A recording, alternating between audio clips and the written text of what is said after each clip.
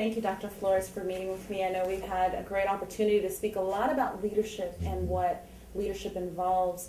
One of the things that you've mentioned is the importance of mentors and what a role mentors can play, both from in the professional community and just even in a local community to our children. Can you tell me a little bit more about that, about what a mentor can do, how they can help a student grow?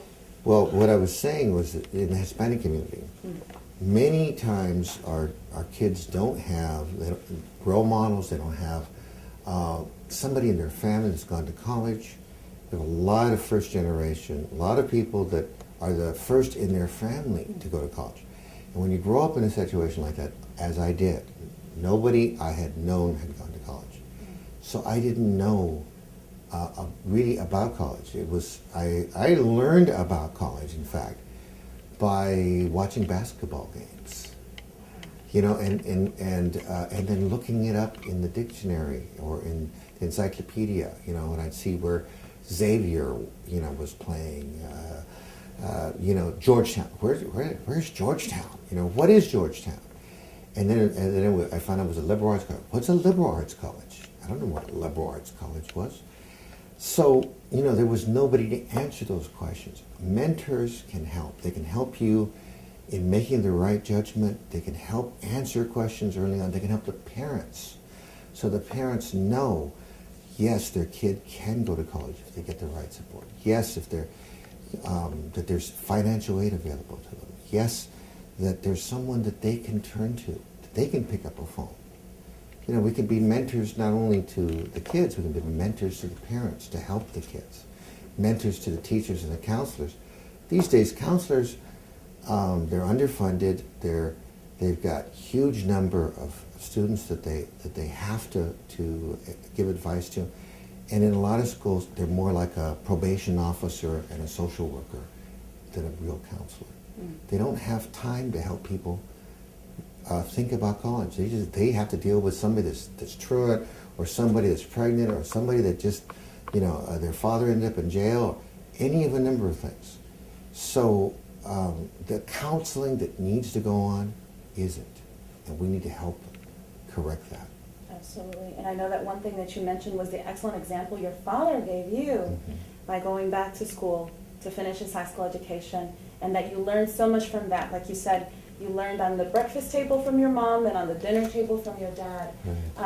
Obviously, family is important. Tell me about that, how we can raise. You mentioned that it's so important to start even from middle school with our children. Well, let me tell you from my own experience that what a difference it made in my life for my dad to go back and get his high school degree, taking classes at night when I was in the 3rd and 4th grade, and seeing my mom tutor him, seeing him, late at night studying, seeing him early in the morning studying, seeing him watch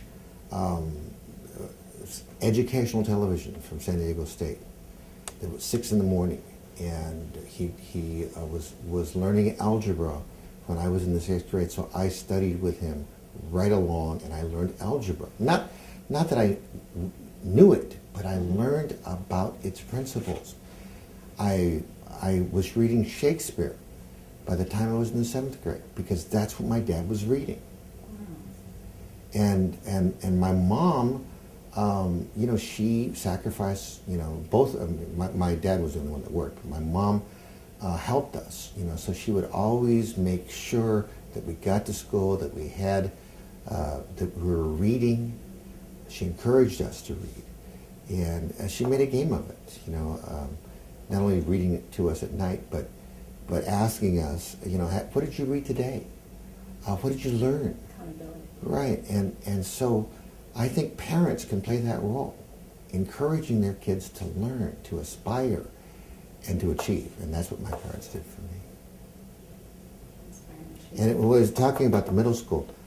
Too often we forget about middle school, and it's what several national organizations, including the ACT, have found is if kids don't get on track to college in the 6th, 7th, and 8th grade, they actually fall behind.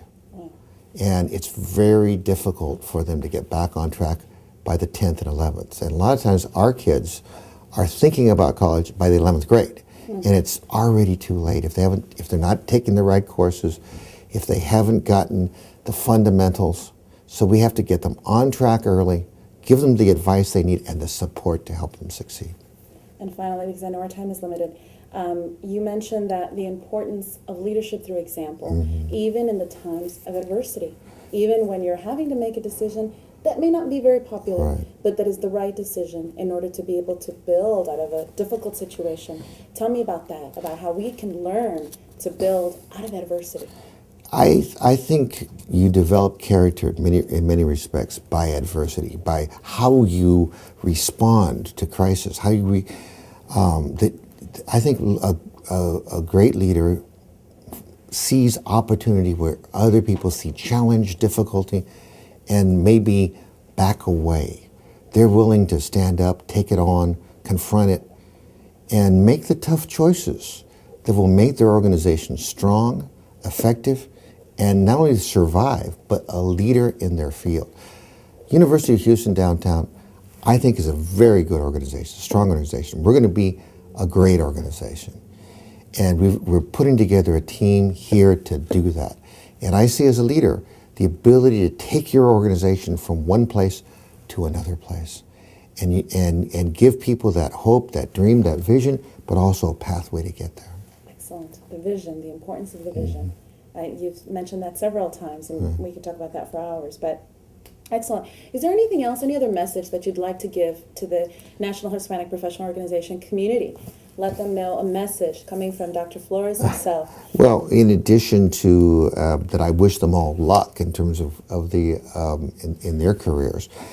That I hope they'll be mentors too, and they'll think about not only helping there and being available to answer questions about how did they get there, what choices they made, but also helping other people advance, helping them with the difficult choices, being references for them. Giving them advice about what they need to do to make the next step. Because mentors not only point you in the right direction, sometimes they pull you. That's right. Sometimes they push you. That's right. And we need a lot of that. Excellent. Well, thank you, Dr. Flores, for your time. It's Thank been an you. absolute pleasure, Okay. and Very I've glad learned to meet much you. about leadership.